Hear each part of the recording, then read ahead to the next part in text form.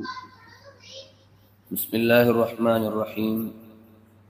الحمد لله رب العالمين والعاقبة للمتقين والصلاة والسلام على سيد الأنبياء والمرسلين سيدنا وإمامنا ونبينا محمد وعلى آله وأصحابه ومن والائه أجمعين. أما بعد.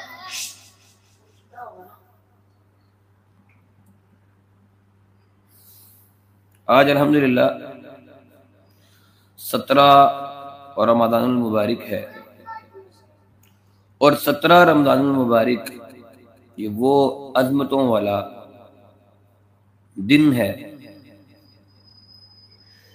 کہ جس دن کو اللہ رب العزت نے قرآن مجید کے اندر سورۃ فرقان کے اندر سورۃ انفال کے اندر یوم الفرقان کہا ہے. اعوذ باللہ السمیع العلیم من الشیطان الرجیم. ان کنتم آمنتم باللہ وما انزلنا على عبدنا یوم الفرقان یوم التقى الجمعان واللہ علی کل شیء قدیر اذ انتم بالعدوۃ الدنیا وهم بالعدوۃ القصوى.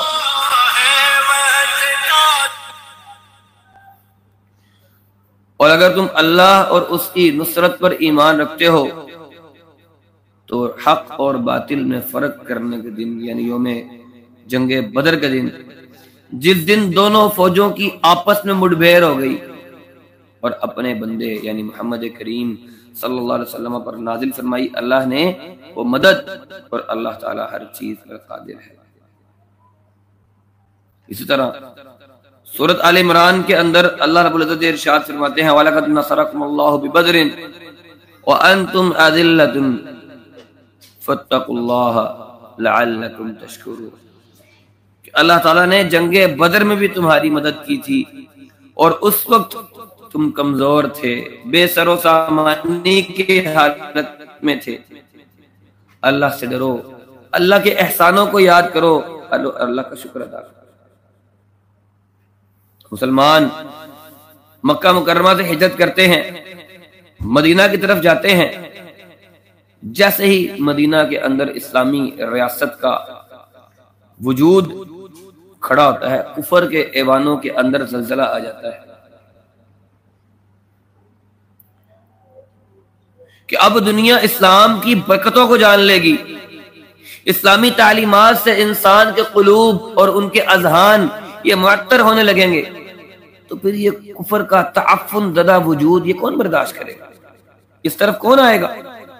اس لیے کفر کے علمبرداران اور سرداران مکہ نے مدینہ میں اپنے جو ساتھی تھے، اپنے جو ہم نوا تھے، ان کو دھمکانا شروع کیا کہ تم لوگوں نے ان لوگوں کو، ان مسلمانوں کو، اللہ کے رسول کو، اللہ کے رسول کے اصحاب کو تم لوگوں نے یہاں پر پناہ دی ہوئی ہے، ان لوگوں کو یہاں سے نکال دو باہر، ورنہ ہم مدینہ کی اینٹ سے اینٹ بچا دیں. دھمکیوں کا یہ سلسلہ جاری تھا. قریش مکہ نے مسلمانوں کو کہا کہ تم مغرور نہ ہو جاؤ کہ تم مکے سے بچ کر نکل گئے ہو اور اب تم ہماری پہنچ سے باہر ہو، اس بات سے مغرور نہ ہو جانا. مکہ سے صاف بچ کر تم نکل آئے ہو، ہم یثرب پہنچ کر، مدینہ پہنچ کر تمہارا ستیہ ناش کر دیں. اور جب دھمکیوں سے کام نہیں بنا تو ان لوگوں نے شرارتیں شروع کر دیں. ربیع الاول 2 ہجری کا واقعہ ہے کہ سرداران قریش میں سے ایک شخص وہ آیا، یثرب پہنچا.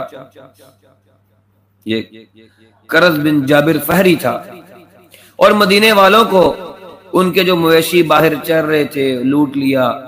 اور یہ سیدھی سیدھی دھمکی تھی کہ جناب 300 میل اگر تم دور آگے ہو، مکہ سے کوئی 450 کلومیٹر کے فاصلے پر ہو، تو تم کو زیادہ محفوظ نہیں ہو. تو کفار کا ناطقہ بند کرنے کے لیے اور ان پر اپنی سیاسی جو دبدبہ تھا وہ برقرار رکھنے کے لیے اور مدینہ کو آئندہ ایسے حالات سے محفوظ کرنے کے لیے اللہ کے رسول نے حفاظتی دستے روانہ کرنے شروع کر دیے. اور شام کی تجارتی جو شہرہ تھی اس پر مکہ والوں کے لیے جو ان کی تجارتی شارگ تھی کہ مکہ کا سارا مال جو شام جاتا تھا اس پر اللہ کے رسول نے اپنی ملٹری کا، اپنی عسکری ونگ کا وہاں پر گشت بڑھا دیا۔ اب جو کفار مکہ نئی نئی سازشوں کے ذریعے سے مدینہ منورہ میں رہنے والے اصحاب رسول کو، اللہ کے رسول کو پریشان کرنا چاہتے تھے، تو اب وہ خود پریشان ہوئے، اس بات سے خود پریشان اس طرح ہوئے کیونکہ اپنی دکانداریاں جو ہوتی ہیں نا، اپنی دکانداریاں بڑا تنگ کرتی ہیں۔ جب دکان لٹنے کا ڈر ہو، دکان میں پریشانی کا غم ہو، تو پھر بڑی ٹینشن پڑتی ہے کہ جناب اب تو پتہ نہیں کیا ہو جائے گا۔ اللہ کے رسول نے ان کی شارگ پر اپنے لشکروں کو بھیجنا شروع کر دیا، اپنے گروہوں کو بھیجنا شروع کر دیا۔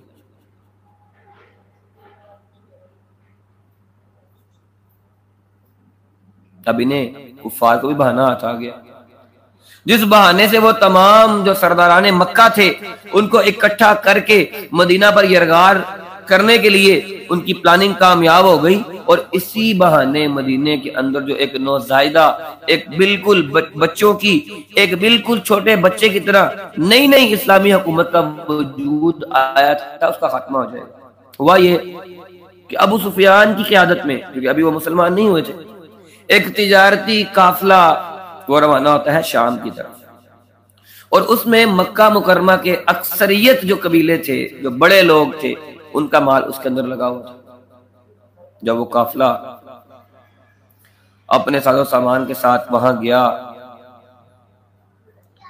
اور شام میں انہوں نے اپنا مال بیچ لیا، اب واپس آ رہے تھے شام سے، ساتھ مال بھی تھا، پیسہ بھی تھا، تو ابو سفیان کو یہ فکر ہوئی کہ کہیں اس قافلے پر حملہ نہ ہو جائے۔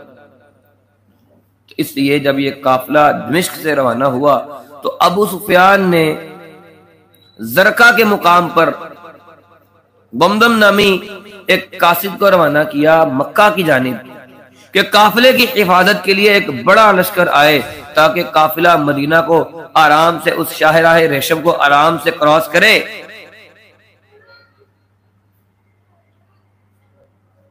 اب زمزم نے مکہ پہنچ کر اپنے پالان کا جو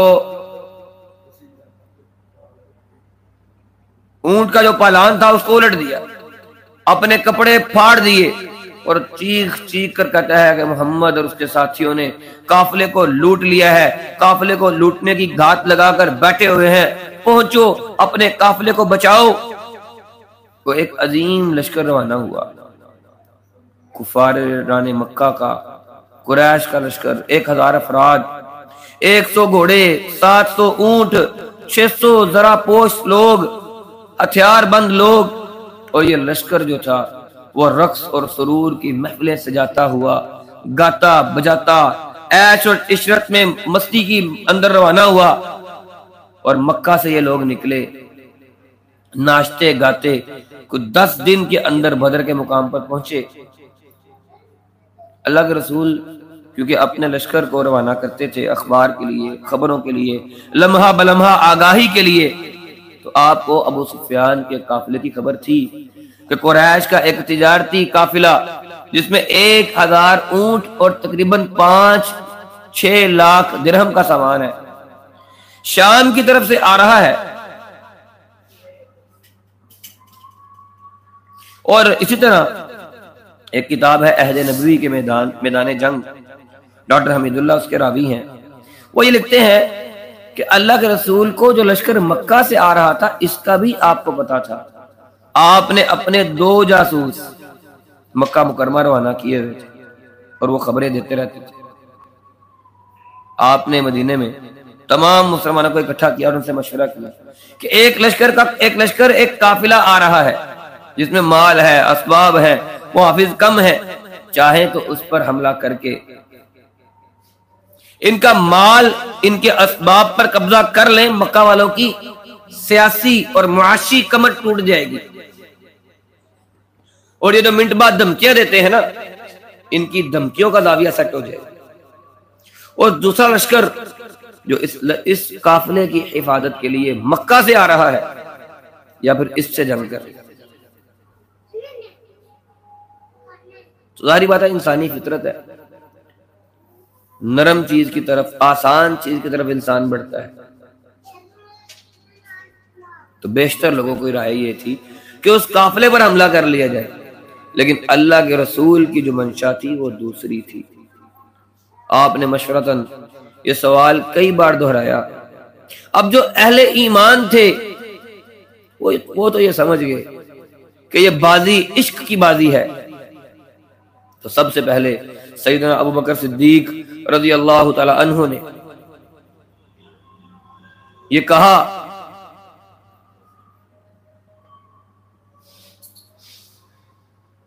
وہ کھڑے ہوئے، اپنی رائے دی اور کامل اطاعت کا اعلان کیا کہ اللہ کے رسول آپ جس طرف جانا چاہیں ہم اسی طرف آپ کے ساتھ چلیں گے۔ سیدنا عمر کھڑے ہوئے، اپنی وفاداری کا اعلان کیا، اے اللہ کے رسول آپ جو حکم دیں ہم وہ کریں گے۔ سیدنا مقداد کھڑے ہوئے، پرجوش تقریر کی۔ مقداد نے کہا اللہ کے رسول ہم وہ نہیں کہیں گے جو موسیٰ علیہ السلام کو ان کی قوم نے کہا تھا کہ تم اور تمہارا رب جاؤ اور جا کر جنگ کرو، ہم تو یہاں بیٹھے ہیں، بلکہ ہم آپ کے دائیں بائیں اور آگے پیچھے ہو کر لڑیں گے۔ تو صحابہ کرام کہتے ہیں کہ ہم نے دیکھا اللہ کے رسول کا چہرہ کھل اٹھا۔ کیوں؟ آپ کا جو لیول تھا نا وہ جنگ لڑنے والا تھا، جنگجو نبی تھے۔ آپ کی طبیعت خوش ہو گئی۔ صحیح بخاری کے اندر آتا ہے کہ آپ مسرور ہو گئے ان کی گفتگو سن کر۔ پھر آپ کا رخ انصار کی طرف ہوا۔ سیدنا سعد اٹھتے ہیں، کہتے ہیں آپ کی مراد ہم سے ہے کہ ہم کیا چاہتے ہیں؟ اے اللہ کے رسول اس ذات کی قسم جس کے قبضہ قدرت میں میری جان ہے، اگر آپ ہمیں سمندر کے اندر گھوڑے دوڑانے کا حکم دیں ہم گھوڑوں کو سمندر میں ڈال دیں گے۔ آپ ہمیں اپنے گھوڑوں کے سینے برق الغمات کے ساتھ ٹکرانے کا حکم دیں ہم ٹکرا دیں گے۔ اس کے بعد تمام لوگوں کی رائے یہ ہو گئی کہ لشکر سے مقابلہ کیا جائے۔ بڑا کٹھن فیصلہ تھا، چند مسلمان تھے، مٹھی بھر لوگ تھے، ساز و سامان بڑا محدود تھا۔ مدنی لشکر کی تعداد 313 تھی، صرف 2 گھوڑے تھے، 70 اونٹ تھے، کسی کے پاس تلوار ہے تو ڈھال نہیں ہے، تیر ہے تو کمان نہیں ہے، کمان ہے تو تیر نہیں ہے، اور کسی کے پاس تو لڑنے کے لیے لاٹھی بھی نہیں ہے۔ ساز و سامان کی حد درجہ قلت ہے اور مقابلے میں لشکر جرار ہے۔ مدنی لشکر روانہ ہوتا ہے، صحابہ کرام آپ کے ہمراہ چلتے ہیں، یہاں تک کہ بدر کے مقام پر جا کر رکتے ہیں۔ بدر کنویں کا نام تھا، ابھی بھی ہے، میں نے خود جا کر دیکھا ہے۔ اس کنویں کو ایک بندے کا نام تھا بدر بن کلادہ، اس نے کھدوایا تھا۔ تو یہ سارا علاقہ ہی بعد میں وادی بدر کے نام سے مشہور ہو گیا۔ یہ وادی مدینہ سے تقریباً 80 میل کے فاصلے پر ہے اور جنوب مغرب میں ہے۔ بالکل انڈے کی شکل کی، بیضوی شکل کی یہ وادی ہے اور تقریباً 5 میل لمبی ہے، 4 میل چوڑی ہے، اور سمندر وہاں سے 12-13 میل کے فاصلے پر ہے۔ اب یہ مدنی لشکر مدینہ سے یہاں پر 3 دن میں پہنچا، اور مکی لشکر بدر کی وادی میں جنوبی کونے پر پہنچا، پہلے ہی پہنچ چکا تھا۔ اور ابو سفیان کا جو قافلہ تھا وہ پاس سے ہی ساحل کی طرف سے انہوں نے پڑاؤ ڈالا ہوا تھا، جو کہ اس بدر کے میدان کو ایک طرف ہٹاتے ہوئے سائیڈ پر تھا۔ جیسا کہ سورۃ انفال کے اندر آیت نمبر 42 کے اندر آتا ہے کہ تم اس وقت وادی کے قریب والے کونے پر تھے اور وہ دور والے کونے پر تھے، اور قافلہ تم سے نیچے کی جانب تھا۔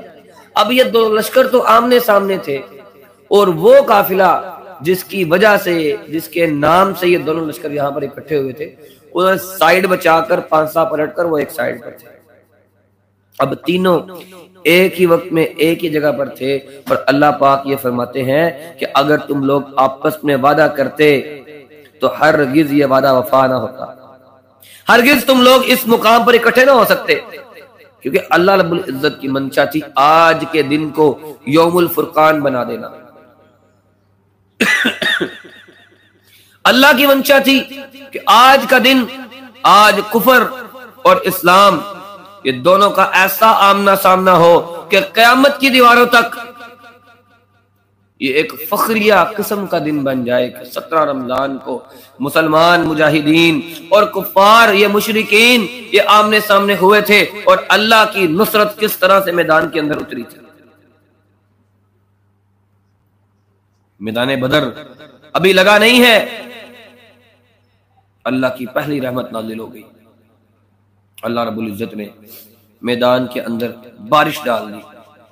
سورۃ انفال کے اندر آتا ہے آیت نمبر 11 کے اندر کہ آسمان سے تمہارے اوپر پانی برسا دیا۔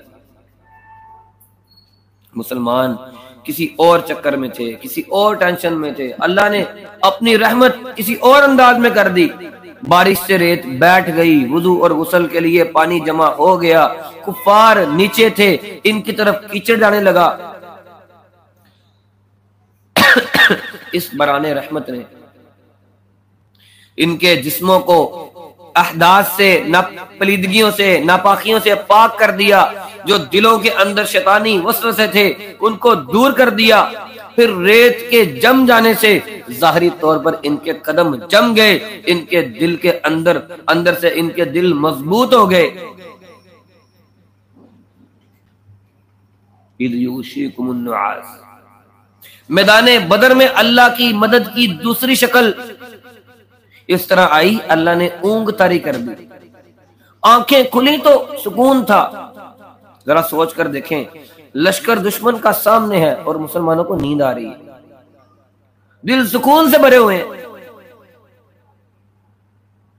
مدد نمبر 3، انی ممدکم بألف من الملائکۃ مردفین، میں نے تمہاری مدد کے لیے پے در پہ 1000 فرشتے بھیج رہا ہوں۔ نزول ملائکہ تیسری مدد۔ یہ باتیں اللہ نے تمہیں اس لیے بتا دی بدر سے پہلے کہ تمہیں خوشخبری ہو اور تمہارے دل مطمئن ہو جائیں۔ میدان بدر میں سیدنا جبرائیل علیہ السلام ہتھیار بند ہو کر اہل ایمان کی مدد کے لیے موجود تھے، اور مسلمانوں کو اس بات کا پتہ بھی تھا۔ نبی کریم صلی اللہ علیہ وسلم نے بدر کی لڑائی کے موقع پر فرمایا، حضرت جبرائیل اپنے گھوڑے کی لگام تھامے ہوئے ہتھیار بند تمہارے ساتھ یہاں پر موجود ہیں۔ اللہ کی منشا یہی تھی، آج یہ دونوں لشکر یہاں پر ان کی مڈبھیر ہو، مگر اللہ کا ارادہ تھا اپنے ارشادات کو حق سے حق کو دکھانے کا اور کافروں کی جڑ کاٹنے کا، تاکہ حق حق ہو کر اور باطل باطل ہو کر رہ جائے، خواہ مجرموں کو یہ کتنا ہی ناگوار گزرے۔ 17 رمضان المبارک 2 ہجری کا دن، جمعے کا دن ہے، آپ نے لشکر کی صف بندی کروائی ہے۔ پہلی صف میں آپ نے نیزہ بازوں اور شمشیر برادروں کو رکھا ہے، شمشیر بردار، نیزہ بردار، اور پچھلی صف میں آپ نے تیر اندازوں کو رکھا ہے۔ یہ صف بندی چاند کی شکل میں، پہلے دن کے چاند کی شکل میں، ہلال کی شکل میں کی گئی، تاکہ یہ سی شیپ میں کھڑے ہوں گے تو ان کو گھیرا نہ ڈالا جا سکے، اور ایک چھوٹا سا دستہ اونٹوں کی حفاظت کے لیے رکھا۔ اسلامی لشکر کے پیچھے ایک بلند مقام پر آپ کے لیے عریش تیار کر دیا گیا، آپ کے لیے ایک عرش تیار کر دیا گیا، ایک چھاؤں، ایک چھپری بنا دی گئی، تاکہ آپ وہاں سے لشکر کی نگرانی کر سکیں اور بر وقت مناسب انداز میں جو احکامات ہوں وہ جاری کر سکیں۔ اور آپ کے ساتھ وہاں کمانڈ اینڈ کنٹرول سسٹم میں سیدنا ابوبکر صدیق رضی اللہ تعالی عنہ موجود تھے۔ آپ نے لشکر کے اندر جذبہ ایمانی کو بڑھایا، جذبہ اور جہاد کو بڑھانے کے لیے خطبہ دیا۔ معرکہ بدر بڑا ہی سخت معرکہ تھا، اس سے پہلے مسلمانوں کی آپ کفار کے ساتھ کوئی جنگ ہوئی نہیں تھی، اور اس میدان کے اندر صرف جبرائیل علیہ السلام ہی لشکر کے ساتھ موجود نہیں تھے، بلکہ خود ابلیس لعین کنانا کے سردار کی شکل میں سراقہ بن مالک مدلجی کی صورت میں ابو جہل کے پاس آیا، کہا آج تم پر کوئی غالب نہیں آ سکتا، میرا سارا قبیلہ تمہارے ساتھ ہے۔ ابلیس کے جھنڈے تلے بھاری لشکر شیاطین کا موجود تھا، اور آج یہ سارے جنی اور انسی جو شیاطین تھے، ان کافروں نے مل کر اللہ اور اللہ کے رسول اور ان کے اصحاب سے مقابلے کی تیاری کی ہوئی تھی۔ ذرا خیال کرو اس وقت کا جب شیطان نے ان لوگوں کے کرتوت ان کی نگاہوں میں خوش نما بنا کر دکھائے اور ان سے کہا آج تم پر کوئی غالب نہیں آ سکتا، میں آج تمہارے ساتھ ہوں۔ سورۃ انفال کی آیت نمبر 48 کی کبھی تفسیر پڑھ کے دیکھیں۔ لیکن جب بدر کے میدان میں ابلیس نے ملائکہ کا لشکر دیکھا تو بھاگا، کہنے لگا میرا تمہارا کوئی ساتھ نہیں ہے، میں آج وہ دیکھ رہا ہوں جو تم نہیں دیکھ سکتے، مجھے تو خدا سے ڈر لگتا ہے۔ اسے پتا تھا آج اگر میں کسی فرشتے کی زد میں آیا، یہ میدان جنگ ہے، آج اگر ضرب مجھے پڑی تو میری بھی خیر نہیں۔ اللہ کے رسول نے اپنے اصحاب کو ضروری تلقین کی، ہدایات دی، خصوصاً تیر اندازوں کو نصیحت کی کہ جنگ بدر کے موقع پر آپ نے ہدایت کی تھی جب کفار تمہارے قریب آ جائیں، اتنے قریب ہوں کہ تم انہیں تیر سے نشانہ بنا سکو، تو صرف اس وقت تیر چلانا، تمہارے پاس کوئی مال زیادہ نہیں ہے، تیر ضائع نہ کر لینا، اپنے تیروں کو محفوظ رکھنا۔ پھر اپنے عریش میں جا کر، اپنے اس چھپر میں جا کر جو آپ کے لیے چھاؤں کا انتظام کیا گیا تھا، وہاں پر جا کر اللہ کی بارگاہ کے اندر سجدہ ریز ہوئے اور بڑی ہی رکت آمیز دعا کی، اے اللہ میں نے اپنا وعدہ پورا کیا ہے، اے اللہ میں آپ کو آپ کے وعدے کا، آپ کے عہد کا واسطہ دیتا ہوں، اگر آج یہ مٹھی بھر جمعیت آج ختم ہو گئی تو پھر اس دنیا میں تیرا نام لینے والا کوئی نہیں بچے گا۔ ان کے ختم ہو جانے کے بعد آپ کی عبادت اس دنیا میں کوئی نہیں کرے گا۔ اللہم ان تہلک ہذہ اصابت اليوم لا تعبد اللہم ان شئت لم تعبد بعد اليوم یوم ابدا، اللہ اگر یہ آج ختم ہو گئے تو تیری عبادت یہاں کوئی نہیں کرے گا، اگر تو چاہتا ہے آج یہ ختم ہو جائیں تو۔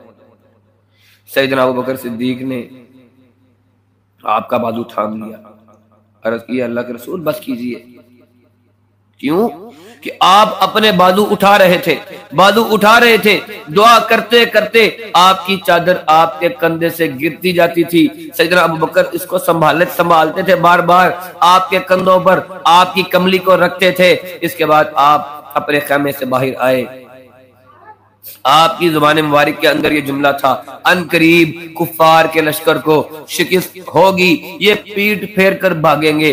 عتبہ بن ربیعہ نے مبادرت کے لیے للکارا، انصار کے 3 نوجوان نکلے، عتبہ نے انہیں یہ کہہ کر لوٹا دیا ہم اپنی برابری کے لوگوں کے ساتھ لڑیں گے۔ اللہ کے رسول نے حمزہ بن عبد المطلب کو شیبہ بن ربیعہ کے مقابلے میں، سیدنا علی کو ولید بن عتبہ کے مقابلے میں، عبید بن حارث بن عبد المطلب کو عتبہ بن ربیعہ کے مقابلے میں بھیجا۔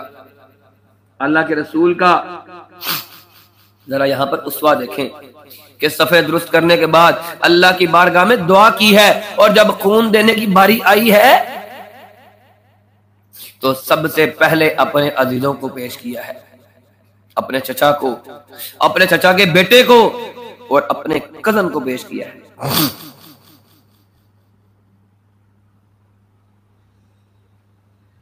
بلکہ اپنے دو چچاؤں کو، عبید بن حارث بن عبد المطلب بھی آپ کے چچا لگتے ہیں،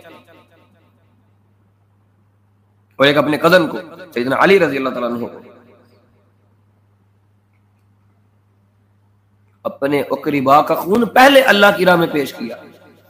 کفار کے 3 بڑے سردار میدان کے اندر آئے، گاجر مولی کی طرح کٹ گئے، صرف عبیدہ بن حارث بن عبد المطلب کو زخم لگا۔ سیدنا حمزہ نے اور سیدنا علی نے مل کر عبیدہ بن حارث کے مقابل کو بھی ڈھیر کر دیا۔ کفار کے یہ 3 بڑے سرداران پلک جھپکتے کے اندر زمین بوس ہو گئے۔ کفار مکہ کو تو یہ آئیڈیا ہی نہیں تھا، وہ تو ان کو ہزار اور سینکڑوں لوگوں کے برابر سمجھ رہے تھے، وہ تو انہیں ناقابل شکست سمجھتے ہی نہیں تھے۔ پھر ضبط نہ ہوا، لاشیں پھڑک گئے، یک لخت ہجوم ہو گیا۔ نبی کریم صلی اللہ علیہ وسلم نے ایک مٹھی ریت کی کفار کی طرف پھینکی، فشاہت الوجوہ۔ اللہ کے رسول نے اپنا سب کچھ اللہ کی راہ میں دے دیا، صفیں درست کر دیں، تدبیریں کر لیں۔ اس کے بعد اللہ سے دعا ہوئی، گمسان کا رن ہوا۔ سب سے پہلے جام شہادت نوش کرنے والے سیدنا عمر فاروق کے آزاد کردہ غلام حضرت محجج بن صالح تھے۔ اس آزاد کردہ غلام کو میدان بدر کے اندر سید الشہداء کا لقب آپ نے دیا کہ آج کے دن سید الشہداء محجج سید الشہداء ہے۔ یوم البدر اصلاً یوم الفرقان ہے، ما انزلنا علی عبدنا یوم الفرقان یوم التقى الجمعان، کہ اس دن جو چیز ہم نے اپنے بندے پر اس دن اتاری، جو حق اور باطل کی جدائی کا دن تھا، جو حق اور باطل کے فرق کرنے کا دن تھا، اس دن جب دونوں فوجیں آمنے سامنے ہوئیں، فرقان کا تو مطلب یہی ہے کہ تمیز ہو جائے، یہ حق ہے یہ باطل ہے۔ اس دن نظر آ گیا، وہ اصلاً کسوٹی کا دن تھا، ایمان اور کفر کے مابین فرق کرنے والا دن تھا۔ ایک طرف خونی رشتہ دار ہے، ایک طرف ایمان کی آزمائش ہے۔ ابو بکر صدیق اپنے بیٹے عبد الرحمن کے بالمقابل ہیں، سیدنا عمر فاروق اپنے ماموں عاصم بن ہشام کے مقابل ہیں، حضرت مصعب بن عمیر اپنے بھائی ابو عزیز بن عمر ابدری کے مقابلے پر ہے۔ آج کا دن واضح کر دینے والا دن تھا، خونی رشتے اور ایمانی رشتے۔ آج کوئی خونی رشتوں پر ایمانی رشتے غالب آنے والے ہیں۔ صدیق اکبر نے اپنے بیٹے سے کہا، عبد الرحمن سے کہا، اگر بدر کے دن تو میری تلوار کے نیچے آ جاتا تو بچ نہ پاتا۔ مصعب بن عمیر کے سگے بھائی کو ایک انصاری مسلمان قید کر رہے تھے، انہوں نے دیکھا، اپنے انصاری بھائی کو مخاطب کر کے کہا، اس کو ذرا کس کے باندھنا، اس کی ماں بڑی امیر ہے، بڑے پیسے والی اس کی ماں ہے۔ ان کے بھائی نے کہا، تم بھائی ہو کر ایسی بات کہتے ہو؟ مصعب بن عمیر کہتے ہیں، تم میرے بھائی نہیں ہو، یہ تمہیں باندھنے والا انصاری میرا بھائی ہے۔ پھر اللہ کے رسول صلی اللہ علیہ وسلم نے جنگ کی ترغیب دیتے ہوئے فرمایا، شدو، چڑھ دوڑو، اس ذات کی قسم جس کے ہاتھ میں محمد کی جان ہے، ان سے جو آدمی بھی ڈٹ کر ثواب سمجھ کر آگے بڑھ کر اور پیچھے نہ ہٹ کر لڑے گا اور مارا جائے گا، اللہ اسے ضرور جنت میں داخل کرے گا۔ پھر آپ نے قتال پر ابھارتے ہوئے یہ فرمایا، اس جنت کی طرف دوڑو جس کی وسعتیں زمین و آسمان کے برابر ہیں۔ یہ بات سنی عمیر بن حمام نے کہا، بہت خوب بہت خوب۔ آپ نے فرمایا، بہت خوب کیوں کہہ رہے ہو؟ انہوں نے کہا، نہیں، خدا کی قسم اے اللہ کے رسول، کوئی بات نہیں ہے سوائے اس بات کے کہ مجھے توقع ہے میں بھی آج اس جنت کے اندر چلے جاؤں گا۔ آپ نے فرمایا، ہاں تم اس جنت میں جانے والے ہو۔ اس کے بعد وہ اپنے جس برتن سے، جس توشہ دان سے کچھ کھجوریں نکال کر کھانے لگے تھے، بولے، اب میں اتنی دیر تک زندہ رہا کہ یہ کھجوریں کھا لوں، یہ زندگی لمبی ہو جائے گی۔ کھجوریں وہی رکھیں، برتن وہی میدان کے اندر پھینکا، مشرکین سے لڑتے لڑتے شہید ہو گئے۔ میدان بدر کے اندر اللہ کی تائید اور اللہ کی نصرت کے ساتھ مشرکین کو، کفار مکہ کو شکست فاش ہوتی ہے۔ 70 ان کے بندے مارے گئے ہیں، 70 ان کے بندوں کو مسلمانوں نے باندھ لیا ہے۔ 140 کا فیصلہ وہی میدان کے اندر کھڑے ہو گیا، باقیوں نے دوڑ لگا دی مکہ کی طرف۔ صرف 6 مہاجرین 8 انصار صحابہ کرام رضوان اللہ علیہم اجمعین نے جام شہادت نوش کیا ہے۔ کفار کی لاشوں کو ایک بہت بڑے گھڑے کے اندر اللہ کے رسول نے ڈلوا دیا۔ شہدائے بدر کو عزت اور اکرام کے ساتھ دفن کیا گیا۔ 3 دن میدان بدر کے اندر قیام کیا کہ اگر مشرکین کو جوارہ ینگ یاد آ جائے، یہ واپس پلٹے تو ہم یہاں ان کے استقبال کے لیے موجود ہوں۔ پھر 22 اور 23 رمضان کو اللہ کے رسول واپس مدینہ لوٹ آئے۔ معرکہ بدر کی تاریخ رقم ہو گئی۔ اسلامی تاریخ میں آج کا دن عظیم الشان دن ہے، عظیم الشان فتح کا دن ہے۔ 70 قیدی اس معرکے کے اندر قیدی بنائے گئے۔ مدینہ لا کر آپ نے قیدیوں کو تقسیم فرما دیا اور حسن سلوک کی تلقین کی۔ ان قیدیوں میں سے ایک قیدی کی گواہی مصعب بن عمیر کے بھائی ایک انصاری کے یہاں قید تھے، وہ خود بیان کرتے ہیں اس کے گھر کے لوگ خود تو کھجوریں کھا کر گزارا کرتے تھے، مجھے روٹی کھلاتے تھے۔ اور ان قیدیوں سے حسن سلوک کا عالم یہ تھا کہ یہ قیدی رات مدینہ میں لائے گئے تھے، جس رات اللہ کے رسول اٹھ کر بیٹھ جاتے، کہتے میرے چچا عباس کی کراہنے کی آواز مجھے سونے نہیں دیتی۔ کہتے تھے کہ چچا کی کراہنے کی آواز مجھے سونے نہیں دیتی۔ کچھ دیر بعد کراہنے کی آواز بند ہو گئی۔ کیوں؟ چچا عباس بھی قیدی بنا کر لائے گئے تھے۔ صحابی نے جواب دیا، اللہ کے رسول میں نے ان کی رسی ڈھیلی کر دی ہے، اس لیے آپ کے چچا اب کراہ نہیں رہے۔ آپ نے فرمایا جاؤ جا کے سارے قیدیوں کی رسیاں ڈھیلی کر دو۔ قیدیوں کو فدیہ لے کر چھوڑنے کا فیصلہ ہوا۔ جو قیدی پڑھنا لکھنا جانتے تھے، اللہ کے رسول نے یہاں پر سیاسی اور اقتصادی پہلو اختیار کرتے ہوئے ان قیدیوں کو کہا کہ تعلیم دو مسلمانوں کو، ان کو پڑھاؤ، اور ان قیدیوں کا جو پڑھا سکتے تھے ان کا یہ فدیہ طے ہوا کہ 10 لوگوں کو پڑھانا لکھنا سکھا دیں، تم آزاد ہو۔ اللہ رب العزت کی مدد سے اسلامی حکومت کا قیام بھی ہو گیا، اس کے ساتھ ڈٹ کر کھڑے ہونے والے لوگ بھی ثابت ہو گئے۔ اسلامی حکومت نے قیدی بھی بنا لیے، لشکروں کو دفنا بھی دیا۔ اسلامی لشکر نے کفار کے لشکر کو نیست و نابود بھی کر دیا۔ اسلامی طور پر، شرعی طور پر، اقتصادی اور معاشی طور پر بھی مضبوطی ہو گئی۔ کئی قیدیوں سے پیسے لے کر ان کو سے جرمانہ لے کر ان کو آزاد کیا گیا۔ باقیوں کو کہا کہ چلو یہاں پر پڑھاؤ ان کو، اور مسلمانوں کی جو تعلیمی حیثیت ہے اسے مضبوط کرو۔ پیغام کیا ملتا ہے؟ ایک مومن کے دل میں یہ عزم راسخ ہونا چاہیے کہ اللہ کی رضا اور اللہ کے رسول کی اطاعت میں آخرت کی کامیابی کے لیے اپنا سب کچھ لگا دینا ہے، اور یہی اصل کامیابی ہے۔ جس نے اس راہ میں خود کو لٹا دیا وہی فائز المرام ہوگا۔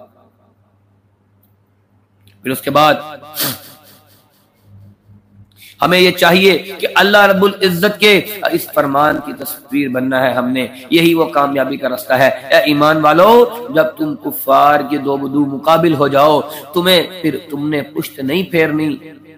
جو لوگ اس مقام پر جو بندہ اپنی پشت سے پھر جائے گا، لڑائی میں کا پینترا ہو الگ بات ہے، لیکن جو پشت پھیرے گا وہ اللہ کے غضب کے اندر آ جائے گا اور اس کا ٹھکانہ جہنم ہوگا۔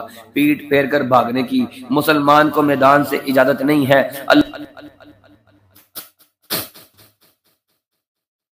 پھر اس کے بعد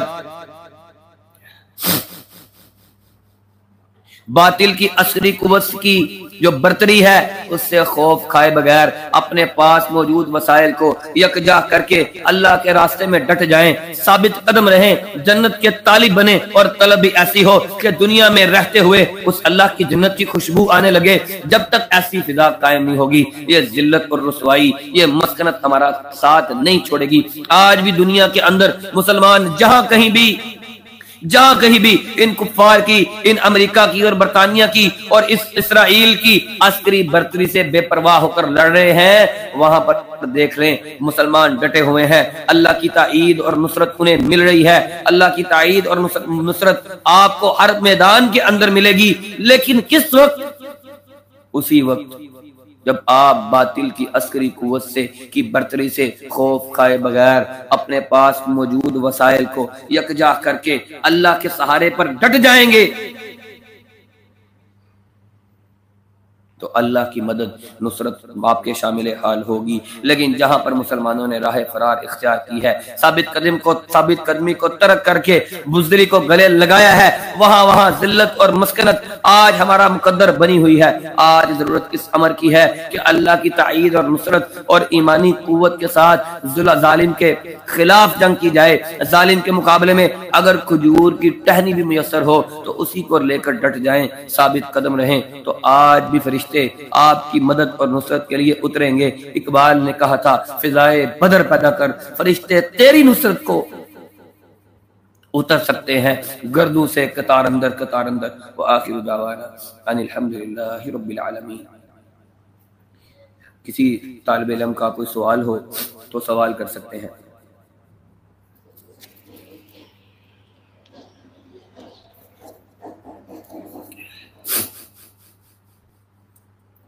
اگر کسی کا کوئی سوال نہیں ہے تو آپ لوگ اجازت کے ساتھ جا سکتے ہیں۔ سبحانک اللہم وبحمدک، اشہد ان لا الہ الا انت، استغفرک واتوب الیک۔ السلام علیکم ورحمۃ اللہ وبرکاتہ۔